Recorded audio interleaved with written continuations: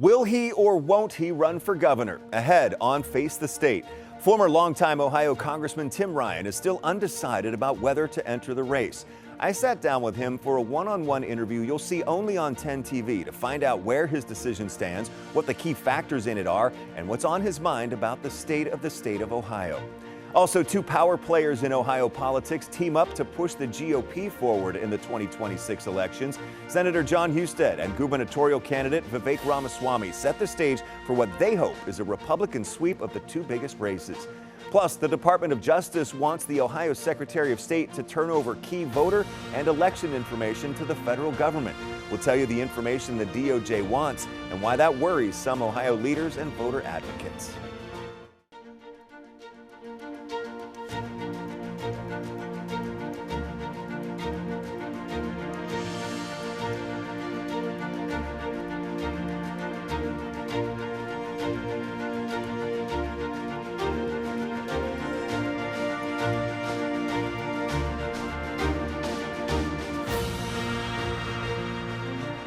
Good morning and thank you for joining us for Face the State. I'm Doug Petcash. Former Ohio Democratic Congressman Tim Ryan is seriously considering a run for governor. He told me in a recent exclusive interview that having been involved in politics, believing in the system, and having the opportunity to make a difference is an intriguing idea for him, but he hasn't made up his mind one way or the other. Ryan served Ohio for 20 years in the U.S. House of Representatives from 2003 to 2023. He lost to now Vice President J.D. Vance in the race for U.S. Senate in 2022 by 6 points. In mid-August, Tim Ryan spokesman Dennis Willard put out a statement saying Sherrod Brown's decision to run for the U.S. Senate has renewed and heightened Tim Ryan's interest in running for governor to further serve the people of Ohio. In a subsequent statement, Willard said Ryan would make a final decision sometime by September 30th. If Ryan enters the race, he would run in the Democratic primary against Dr. Amy Acton. She is the only Democrat officially in the race for governor. Acton is the former director of the Ohio Department of Health who helped guide Ohioans through the early days of the COVID-19 pandemic. Well, September 30th is just 2 days from now. Ryan told me that's not a drop-dead date to announce his decision on whether to run for governor or not. He believes he has plenty of time before the May primary and that he has a good name recognition in the state. He says the key factors in his decision are his family, his business, and the future political climate. Here's our one-on-one interview on his decision-making process, the potential of running against Amy Acton, and what Democrats need to focus on to win more elections in Ohio. Are you going to run for governor of Ohio? I'm not sure. I'm still looking at it. Sherrod Brown was going to run by all accounts, and so I just stopped even thinking about it. And I've got a business I'm running and, picked up a couple more clients and, keep myself pretty busy. And so, unwinding all that is not easy. And it's a tough decision in a tough state. But, looking at the landscape, I'm concerned about, where Ohio is going. I grew up in the Mahoning Valley in Niles and now in the last few years we live down in Columbus. And it's so apparent that there's like two Ohio's. There's like communities in Columbus, a few in pockets in Cincinnati that are doing really, really well, and they're optimistic. And there's the streets are paved and things are going. The schools are good, but then there's huge swaths of the state that aren't doing good, and there's not opportunity, and there's not jobs, and they can't keep up, and people are getting more and more hopeless because of that. And so I'm concerned about that because that's where I grew up, and those are my friends. And to think, someone who's been involved in politics and believe in the system, that you could get involved and make a big difference, that's, an intriguing idea for me. Are you leaning one way or the other? Not really. I mean, I kind of go back and forth, and I'm trying to, understand what the climate's going to be like in a year. Again, this is, I just ran, in a harder year with President Biden in and getting really identified with him. Still almost won, but it was tough. What's the environment going to be like in a year? And just trying to predict all that stuff. And then, family considerations. I mean, my wife, my kid, I'm coaching them in football, I'm coaching them in basketball, I bring them to practice, I coach them at practice, I take him home from practice, I'm home in the morning before he goes to school, I'm there when he gets home. I love that, and so putting that on pause for a year it would be a hard thing to do. I understand the conflict there, the family and the business and the ties you have there, but it sounds like there's still that pull for you for politics. I always felt like politics was a way to serve, I mean, I went to Catholic school for 13 years, and, when I was a senior football player, one of the things we had to do was you put on your football jersey and you would go out into the community as a leader, and, you'd go to nursing homes, you'd go to elementary schools.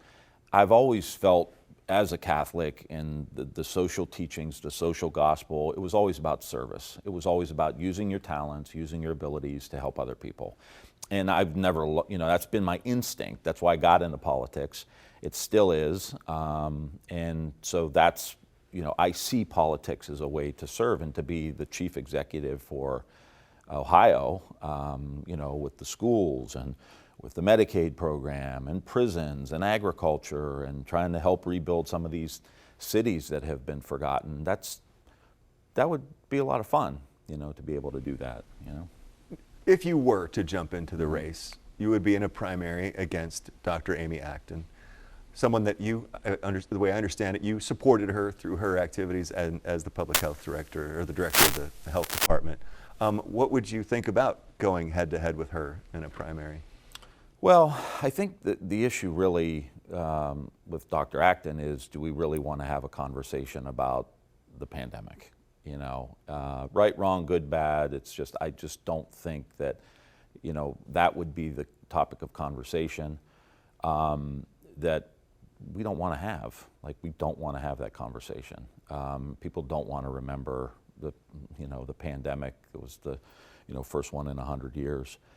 And so I would just talk about what I want to do, and I would talk about what I have done in the economic development. I mean, it would be a very economically focused campaign.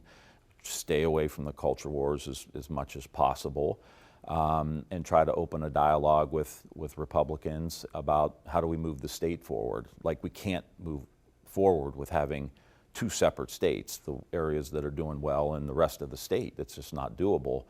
And so my conversation would consistently be about, how do we bring jobs here? How do we make things more affordable for people? How do we make sure people have health care and good schools? That's the way you lift people out of a tough economy, is really through education. And, looking what Ramaswamy wants to do with basically defunding public education. I think that's a terrible idea. And so we talk about all of those things, but that's what the campaign would be about. What do you think is the top concern for Ohioans right now? The economic squeeze. I mean, this has been 30 or 40 years in the making for many of these communities in Ohio. Losing the manufacturing base, losing steel, now with the tariffs hitting agriculture. It's food prices, and property tax obviously, falls into that as well. And we need to make sure that people can, afford to meet these obligations. And I just think that, people are moving from other areas. They're out of Silicon Valley, and the first ring was really like Phoenix and Salt Lake City, and then Austin boomed. And people are moving out of Boston and New York. Like, Ohio has a great opportunity, I think, with all of our kind of iconic cities up the Ohio River, Toledo, Youngstown, Lima, Steubenville. Like, we need to breathe life into these communities with broadband or Starlink and plug them in and get them healthy and get the schools going, so that as people are looking to move to lower cost centers, they actually look at Ohio in some of these old towns, and then have state incentives in place to direct these companies and this growth into these forgotten communities. I did that in Youngstown, and did that in Akron and Warren in my district for 20 years. Cleaned up the river so that people could have quality of life. There's a livery now in almost every city down the Mahoning River. So build the schools, bring the growth, increase quality of life. What do you think Democrats need to do to turn the tide here in the next coming election, in terms of perhaps the messaging, or to win some of these offices, whether they're statewide offices or congressional races, legislative races as well? I think embrace a radically pragmatic agenda. Radically pragmatic. Radically pragmatic. Who cares if the solution to a common problem that we have is a liberal solution or a conservative solution, or a government solution or a free market solution. Like, I really don't care. Like, I'm in the business of fixing stuff. And so here's the problem, like K through 12 education. All right, what's your idea? What's my idea? Let's talk about it. Let's bring in really smart people and let's actually fix the problem. You know, I come from a sports background. It's like, I don't care if we run for a touchdown or throw for a touchdown or the defense scores a touchdown. It's like, we have to like win the game. And so I think we've got to move away from like these super polarizing issues that don't affect the large majority of the people in Ohio. Stay focused on these pocketbook issues. And, you know, I saw there's a Wall Street Journal poll the other day that it said 70% of Americans, and I'm sure Ohio's probably similar, think that their children's future won't be as bright as theirs, you know. And I was sad. Like, I didn't even get mad. I was like, that is so sad that we're in a position where 70% of our people don't have hope for their kids to have a better life than they did. That is the essence of the American dream. And so, you know, we have to like be open-minded on how we fix that. How do we deal with AI? How do we deal with the blockchain and cryptocurrency and Web3 and all of these? And how do we infuse that into all of our schools so our kids are able to get ahead? How do we have shop class in every high school again so that kids graduate with actual skills? You know, not everybody got to go to college. So I think Democrats have to embrace that kind of pragmatic agenda, and it's got to be, you know, 85, 90% around the economy. And so we should still look for a decision sometime in the next couple of weeks. Yeah, next few weeks.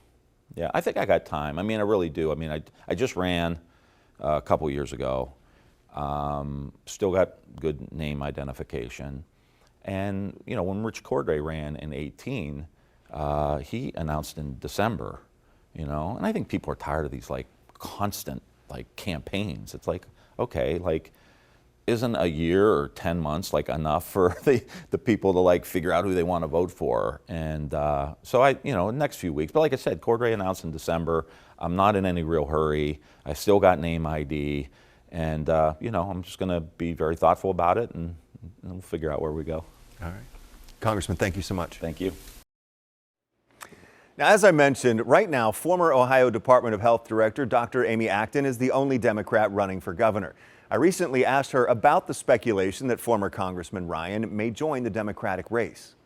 You know, I really avoid hypotheticals. You know very well, Doug, that I am a doctor. I'm not a politician or a pundit, but I am a lifelong public servant, and everywhere we go in this state, we continue to see these amazing crowds that do not know party, independents, Republicans, Democrats showing up because they're longing for public servants again. And I am a lifelong public servant, and it's been an honor to serve. And everything I'm hearing now makes me even more dedicated to making sure that we all have the quality of life we deserve. So there's a path. Dr. Acton says she is focused on traveling around the state, listening to the concerns of Ohioans. She says the biggest one she hears from them is the high cost of things, including groceries, energy bills, property taxes, health care, and schools. Still ahead on Face the State, a power play by two high-powered Republicans. Senator John Husted and gubernatorial candidate Vivek Ramaswamy joined forces on stage, setting the GOP stage for the two biggest races in the 2026 election.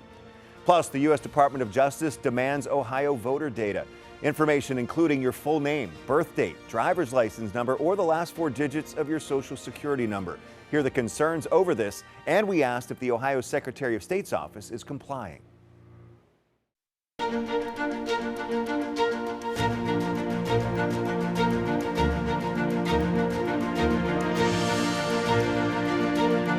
Welcome back. Two of Ohio's biggest Republican names came together this past week. Senator John Husted and Vivek Ramaswamy endorsed each other in their races for Senate and governor.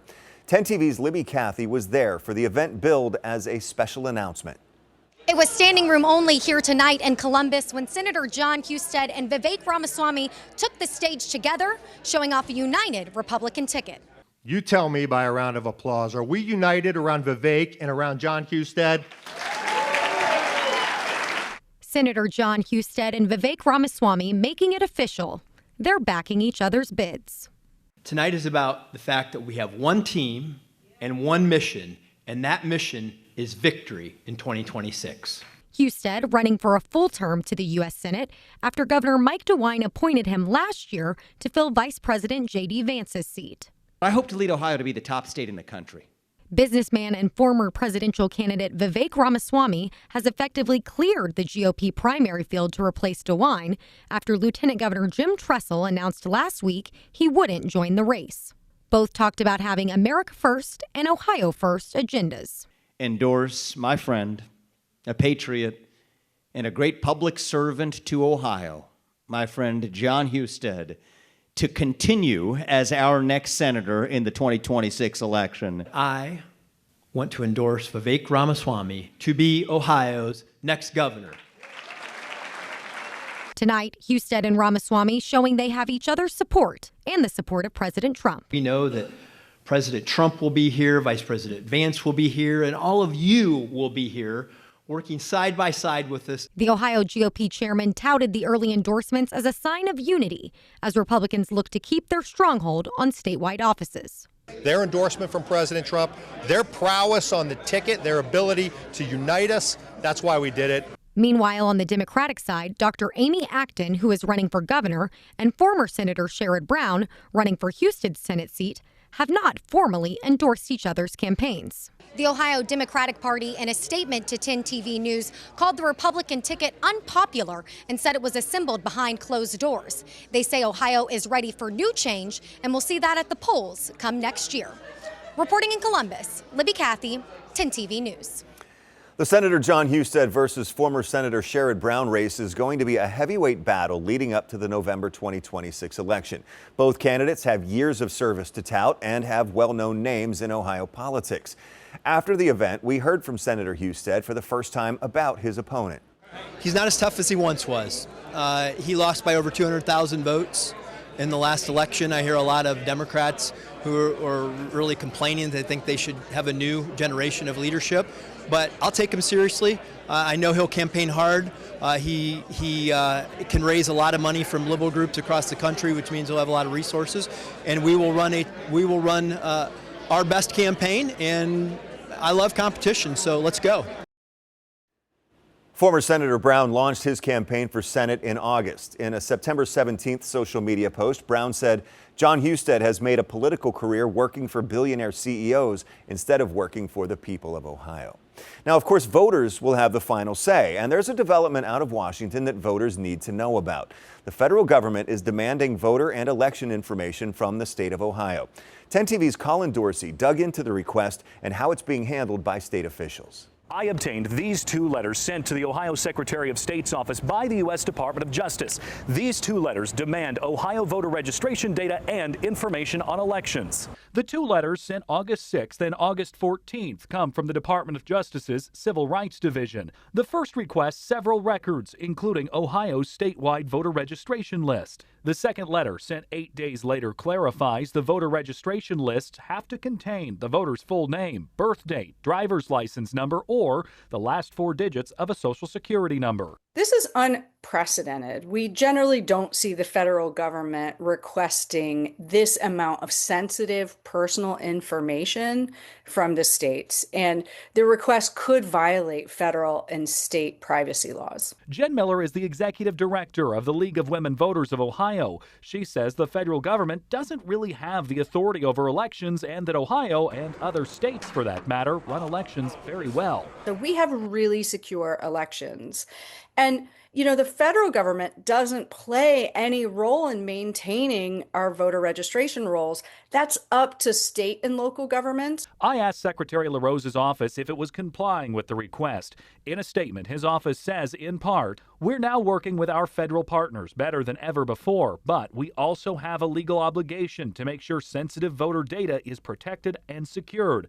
That's what we're working with the department to do." At the Ohio State House, no Republicans were available for comment today and referred me to the Secretary of State. However, Democrat Senator Bill DeMora has concerns about what that information will be used for. If all this stuff is being done in the words of security and safety and making sure that people are only eligible to vote, then again, why do we need this? Why do we need this stuff? Why is now the Justice Department looking into us. I did request a sit-down interview with Secretary LaRose today, but he was unable to make that happen. In Columbus, Colin Dorsey, 10 TV News. Still ahead on Face the State, it looks like the battle over Ohio's political map could stretch on for months, even though a deadline is coming up on Tuesday. The back and forth between Democrats and Republicans over the shapes of Ohio's 15 congressional districts. Stay with us. We'll be right back.